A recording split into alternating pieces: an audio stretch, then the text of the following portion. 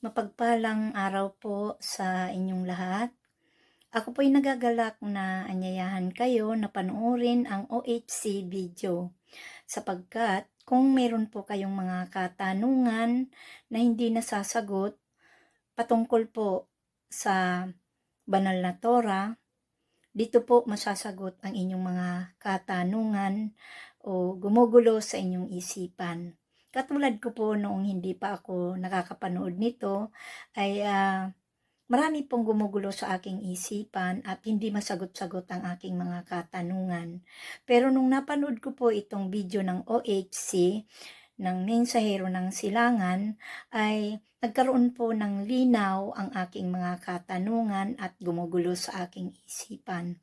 Kaya po itinuring ko po na ito ay pagpapala sa buhay ko. Sana sa inyo din po. Maraming salamat po.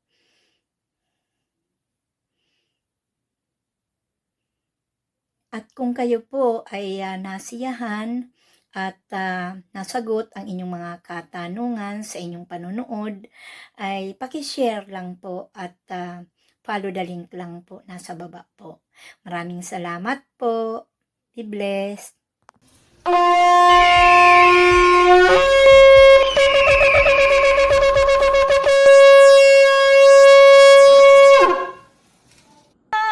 Mabuhay sa sariling bayan kung walang alipin at may kalayaan ang bayang sinisiil. The Messiah said, "When you come to know yourselves, then you will become known, and you will realize that it is you who are the sons of the living Father. But if you will not know yourselves, you dwell in poverty, and it is you who are that poverty." Bukas ay babangon din ang silang ay pupula sa timyas ng paglaya.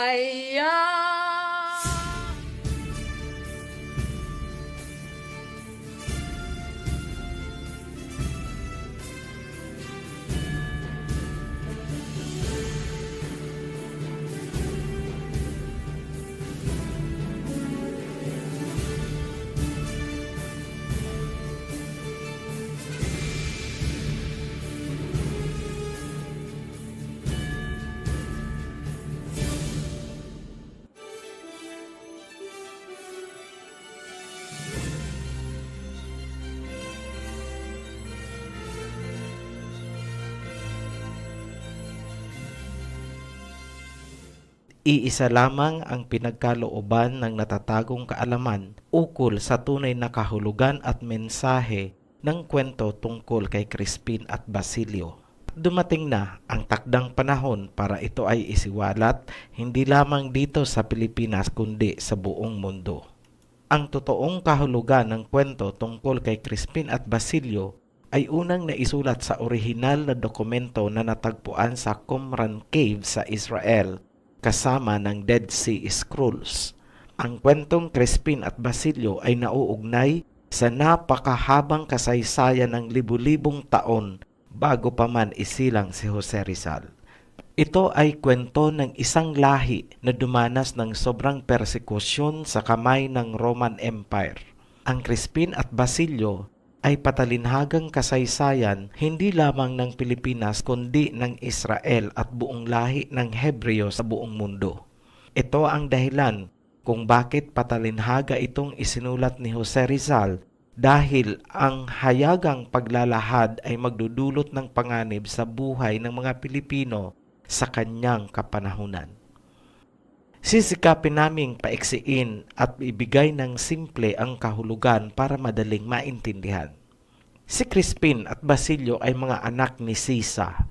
Sa murang edad, nagtrabaho si Crispin at Basilio sa simbahan para matulungan ang kanilang ina. Isang araw, pinagbintangan si Crispin ng pinunong sakristan na nagnakaw ng pera sa simbahan. Pinagbabayad siya ng malaking halaga o kaya pagtatrabahuan niya ang nawawalang pera. Isang gabi, ninais ng dalawang bata na umuwi para dalawin ang kanilang ina sa nayon. Ngunit ito ay hinadlangan ng punong sakristan at sinabi sa kanila na pwede lang sila umalis pakalipas ng 10:00 ng gabi. Sinabi ni Crispin na hindi sila makakauwi pakalipas ng 10:00 ng gabi dahil ito ay lampas na sa curfew. Dahil sa pagsagot ni Crispin, pinagpapalaw ito ng sakristan habang kinakaladkad papalayo. Mula sa oras na yon, hindi na natagpuan si Crispin at ito ay ipinagpalagay na namatay. Samantala, umuwi mag-isa si Basilio, ngunit siya ay nakita ng gwardiya sibil at pinaputukan ng baril. Mabuti na lang, daplis lang ang tama sa kanyang ulo. Duguan si Basilio pagdating ng bahay. Sinabi niya sa kanyang ina ang nangyari, ngunit pinagbilinan niya ito na huwag magkwento sa iba. Kinaumagahan, pumunta si Sisa sa simbahan upang maghatid ng sariwang gulay bilang handog sa pari. Hinahanap niya si Crispin, ngunit sinabi sa kanya ng tagaluto na ito ay nagnakaw ng pera at tumakas at sa ngayon ay pinaghahanap na ng mga gwardiya sibil. Umuwi si Sisa sa kanyang bahay kung saan siya inabutan ng mga gwardiya sibil na naghahanap kay Crispin at Basilio. Hindi alam ni Sisa kung nasaan ang kanyang mga anak. Dahil walang makuhang impormasyon kay Sisa, nagalit ang mga gwardiya sibil, sinunog nila ang bahay at ikinulong si Sisa. Hindi nagtagal, pinawalan din naman nila si Sisa. Bumalik si Sisa sa kanilang bahay, ngunit ito ay natupok na ng apoy. Hinahanap niya at tinatawag sina Crispin at Basilio, ngunit ito ay wala na. Dahil sa sobrang lungkot, pag-aalala, at kawalan ng pag-asa, nabaliw si Sisa. Hanggang dyan lang po ang naisulat ni Rizal, kung saan kapansin-pansin na putol ang istorya. Malalim ang kahulugan ng kwentong ito. Mga kahulugang nakaugat hindi lamang sa kasaysayan ng Pilipinas, kundi sa kasaysayan ng tao mula pa sa Genesis ng Biblia. Hindi ito maisulat ni Jose Rizal ng direktahan noong kanyang kapanahunan dahil tayo ay nasasakupan ng Espanya. Malalagay sa panganib ang buhay ng maraming Pilipino kung matutuklasan ng mga paring Katoliko ang tunay na kahulugan ng kwento. Kaya minarapat ni Jose Rizal na isulat ng patalinhaga ang mensahe na inilaan sa mga darating na henerasyon. At kanyang sinabi, ang kabataan ang pag-asa ng bayan. Parang sinasabi niya na dapat itong maintindihan ng kabataan. Makalipas ang mahigit 100 taon at sa unang pagkakataon, isisiwalat ng Ophirian Heritage Conservatory ang tunay na kahulugan ng kwento. Ang Crispin at Basilio ay tumutukoy sa lahi ng mga Hebrew na dumanas ng sobrang hirap at karahasan sa kamay ng Roman Empire or ng Roma. Matatagpuan sa Genesis chapter 10 verse 25 ang simula ng kanilang lahi. May isang tao na nagngangalang Eber or Heber. Siya ay kaapo-apuhan ni Noe. Si Eber ang ama ng lahi ng mga Hebreo. 2 lamang ang anak ni Eber. Ang pangalan ng isa ay Peleg at ang isa ay Joktan. Mula kay Peleg at Joktan ang lahi ng mga Hebro or Hebreo sa buong mundo. Pagkatapos ng baha, si Heber kasama ang dalawa niyang anak na si Peleg at Joktan ay nanirahan sa Misha or bansang Iran sa kasalukuyan. Doon lumaki at nagkapamilya sina Peleg at Joktan. Nang lumalaki na ang angka ni Peleg at Joktan, nagpaalam na sila sa isa't isa. Mula sa Misha or Iran, si Peleg ay pumagawi sa kanluran at sa kanya nagsimula ang lahi ng mga Israelita or mga Hudyo sa Israel at naging hari nila si Solomon sa paglipas ng panahon. Si Joktan naman ay pumagawi sa silangan kasama ang kanyang mga anak na sina Ophir, Havila at Sheba. Sa lahi ng mga anak ni Joktan nanggaling ang mga Pilipino. Sa makatuwid, ang mga Pilipino ay dugong Hebreo. Katunayan, bago dumating ang mga Kastila, ang pangalan ng ating bansa ay Ophir, hango sa pangalan ng anak ni Joktan. Ang bundok Pulag o Mount Pulag ay variant ng Peleg. Ito ay mga halimbawa lamang ng mga katibayan na magpapatunay na tayo ay bansang Hebreo. Taliwas sa itinuro sa atin na ang mga Hebreo o Israelita ay mapuputi na parang mga European at American, ang totoo ay lahing itim ang mga Hebrew kagaya ng mga sinaunang tao ng Ehipto. Ayon sa mga eksperto, ang Hebrew ay mga itim na kung tawagin ay negro. Ngunit walang negro sa kasaysayan ng Pilipinas. Balikan po natin si Joktan.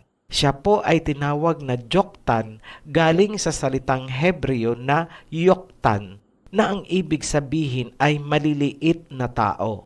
Isabay natin ang itim na kulay ng mga Hebreo, makikita natin na ang tinutukoy ay ang ating mga ninuno or aborigines na Negrito, Agta at Ita. Sila ang natitirang purong lahi ni na Ophir, Havila at Sheba. Noong kapanahunan ni Haring Solomon, itinayo ang templo ng Jerusalem. Ang mga materyales at ginto ni Haring Solomon ay galing sa lupain ng Ophir or minsan tinatawag na Havila at Tarshish. Yan po ay nakasulat sa Chronicles at mga awit ni Solomon. Ang mga lupain na yan ay walang iba kundi ang Pilipinas. Isang hindi maitatanggi na katibayan ay ang Iskaya tribe na nagsasabi na ang kanilang mga ninuno ay nagmula sa mga nagtayo ng templo ni Haring Solomon. Samantala, na mga panahon na iyon, ang ating mga Negrito ang tagamina ng ginto. Ayon sa Manila Times at sa records ng Bureau of Mining, ang ating mga Negrito ay nagmimina na ng ginto 65,000 years na ang nakalipas. At ang ating bansa ang pangalawang pinakamayaman sa natural na ginto sa buong mundo. Kung susuriin, may ugnayan ang magkapatid na si Peleg at Joktan. Ang lahi ni Peleg ang nagtayo ng siyudad ng Jerusalem at templo sa pangunguna ni Haring Solomon. Samantalang, ang lahi naman ni Joktan ang tagamina ng ginto sa silangan upang dalhin sa Jerusalem at sa templo. Ang templo ang maituturing na bahay ng buong lahi ng Hebreo sa buong mundo. Ngunit, dumating ang nakagigimbal na pangyayari. Nilusob ng mga Romano ang Jerusalem. Winasak nila ang syudad at sinunog ang templo. Sinunog nila ang bahay ng mga Hebreo, bahay na pinagpaguran ng lahi ni Peleg at Joktan. Maraming namatay sa paglusob ng mga Romano sa Jerusalem. Ang mga Israelita ay tumakas. Sila ay nagkawatak-watak sa iba't ibang panig ng mundo. Ngunit karamihan sa kanila ay napunta sa Afrika, sa pinakaliblib na bahagi ng kontinente hanggang sa pinakadulong bahagi sa timog. Mula noon, wala nang balita sa mga Israelita or Hebreo. Sila ay nabura sa kasaysayan. Habang sila ay nagtatago sa Afrika, dumating doon ang mga Europeans at sila ay hinakot. Isinakay sila sa mga barko na may mga kadena at shackles. Ibinenta sila sa Amerika, Europa at ibang mayayamang bansa bilang mga alipin. Ang pangyayaring yan ay nakasulat sa Deuteronomy 28 bago pa man nangyari. Sa history, ang pangyayaring ito ay ang tinatawag nilang transatlantic slave trade. Ito ay nagsimula noong 15th century sa pangunguna ng mga Portuguese at ito ay sinundan ng mga Spaniards na nagtuloy-tuloy hanggang sa unang bahagi ng 19th century. Katibayan, ang Manila Galleon ships ay bumabiyahe noon ng Rota Manila-Acapulco lulan ang mga nabihag na mga alipin upang ibenta. Noong iniwan ng mga Hebreo ang lupain ng Israel, may ibang lahi na pumalit at umangkin sa lupain.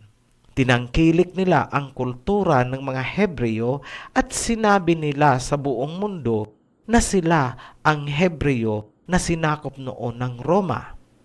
Noong November 29, 1947, ipinagkaloob sa kanila ng United Nations ang lupain ng Israel.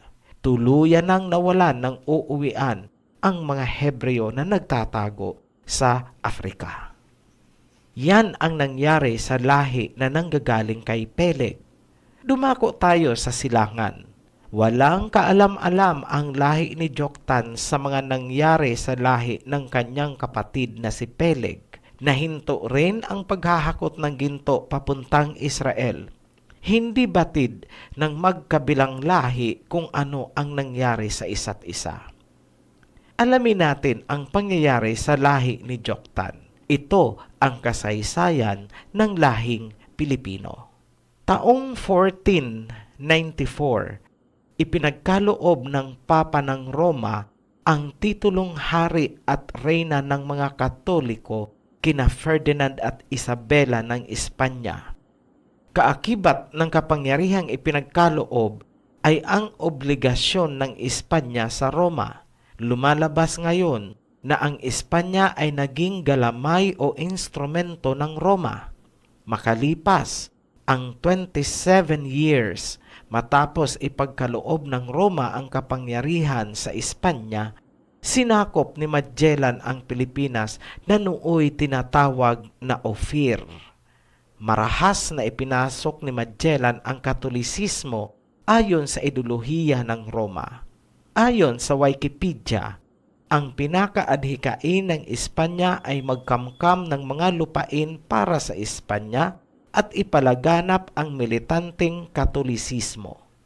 Ipinatupad ng Espanya ang Inquisition ayon sa direktiba ng Roma kung saan nagaganap ang malagim na pagtorture at pagpatay sa lahat ng mga susuway o kukontra sa Katolisismo. Sa Inquisition nagaganap ang pinakamasakit na kamatayan na maaaring danasin ng isang tao dahil sa kanyang paniniwala. Halimbawa dito ay ang paglalagari ng katawan ng tao mula sa pagitan ng kanyang mga hita habang siya ay nakabiti ng patiwarik.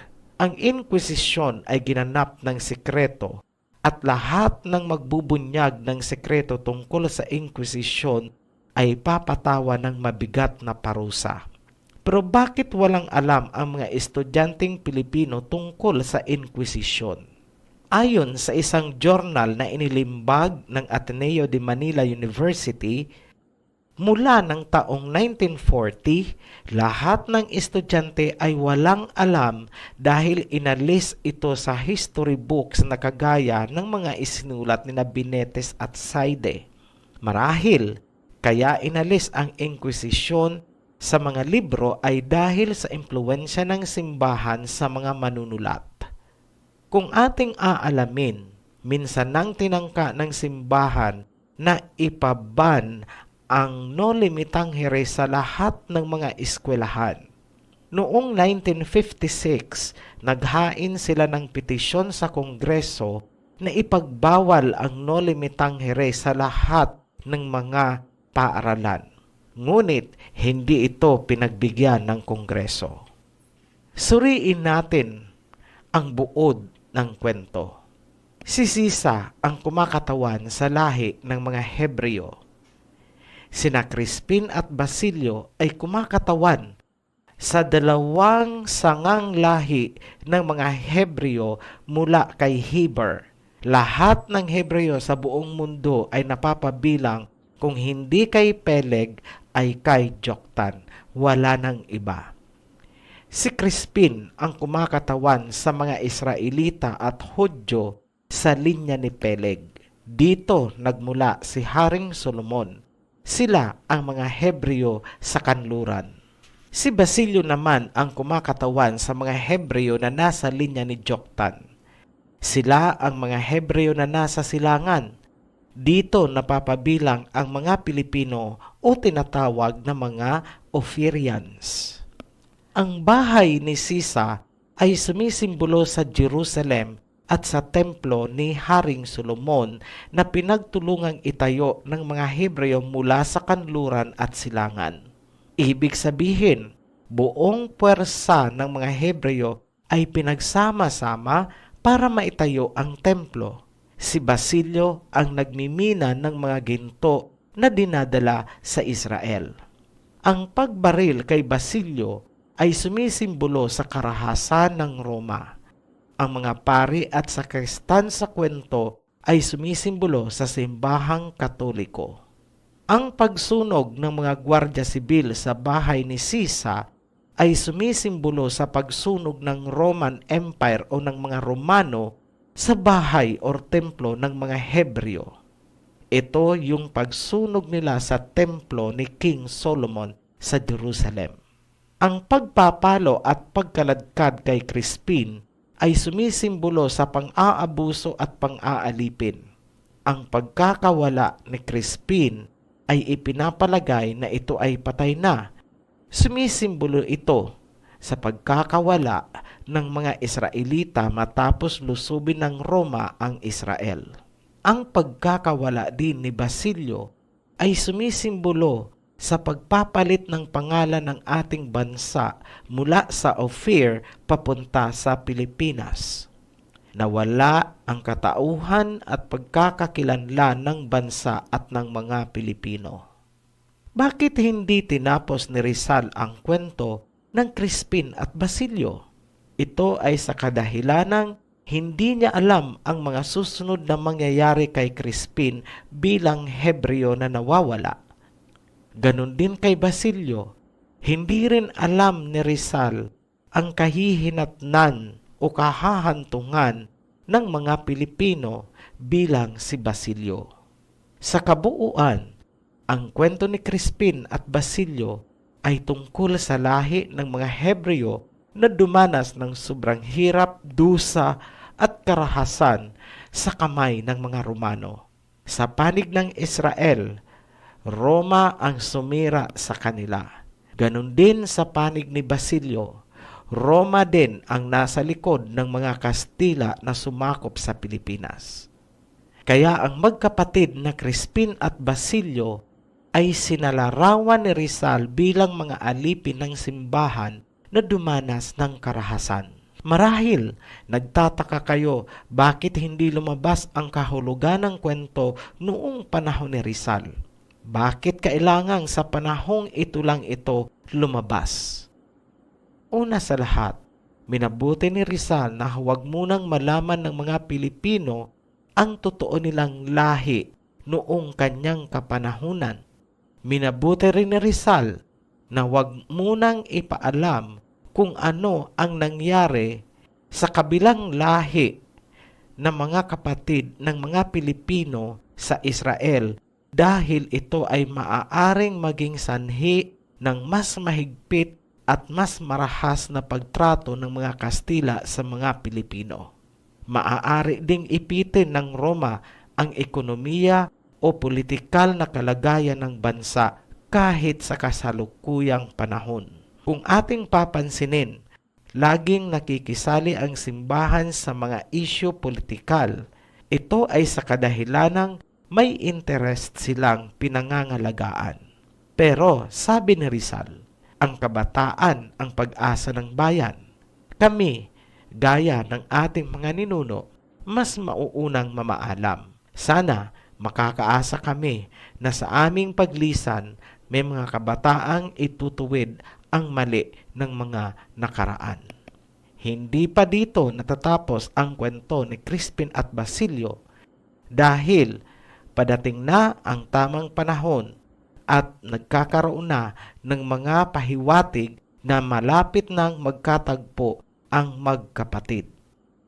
The Messiah said, "When you come to know yourselves, then you will become known, and you will realize that it is you, who are the sons of the living Father, but if you will not know yourselves, you dwell in poverty, and it is you who are that poverty. Bukas ay babangon din.